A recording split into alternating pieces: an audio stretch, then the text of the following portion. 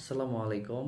আমি আজকে এমন একজন মানুষকে নিয়ে কথা বলবো, যে মানুষ ক্রিকেটের রান পাক, ক্রিকেটের ব্যাট প্যাড পরুক, বাংলাদেশের লাল সবুজের জার্সি গায়ে পরুক, সেই মানুষটাকে আমরা রানে ফিরতে দেখে বাংলাদেশের ক্রিকেটের সকল মানুষ খুশি।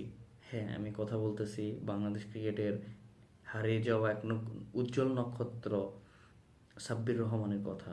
যে সাব্বির হতে পারতো বাংলার সূর্যকুমার যাদব, যে সাব্বির হতে পারতো বাংলার কিরণ পোলার্ড, যে সাব্বির হতে পারতো বাংলাদেশের রোহিত শর্মা। বাট সাব্বির রহমান অনেক নানা আলোচনা সমালোচনার কারণে বাংলাদেশ ক্রিকেট থেকে অনেক দূরে চলে গিয়েছে। বাট তারপরেও তার অনেক দিন পর একটা কামব্যাকের একটা দুর্দান্ত ইনিংস আজকে আমরা দেখলাম।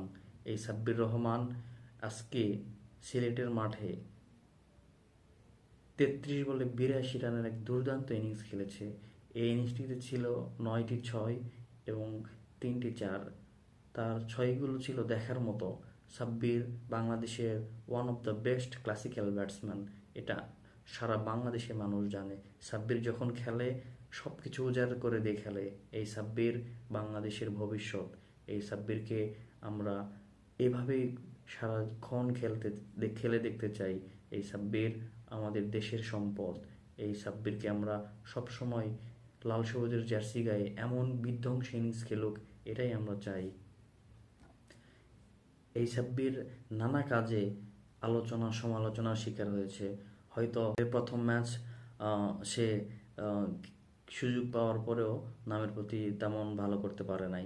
আজ দ্বিতীয় ম্যাচে সে জ্বলে উঠেছে, সে দেখিয়ে দিয়েছে সে এখনো ফুরিয়ে যায় নাই। সে এখনো আগের সাব্বির রহমানই আছেন। শুধু সময়ের প্রয়োজন, শুধু ভালো একটা স্টার্টের প্রয়োজন। আমরা চাই, সকল সাব্বির ভক্ত চাই সাব্বির এভাবেই খেলুক, দেশের জন্য খেলুক, ভালো থাকুক সাব্বির, রান পাক ব্যাটে, চার ছক্কা আমরা সাব্বিরের ব্যাটেই দেখতে চাই।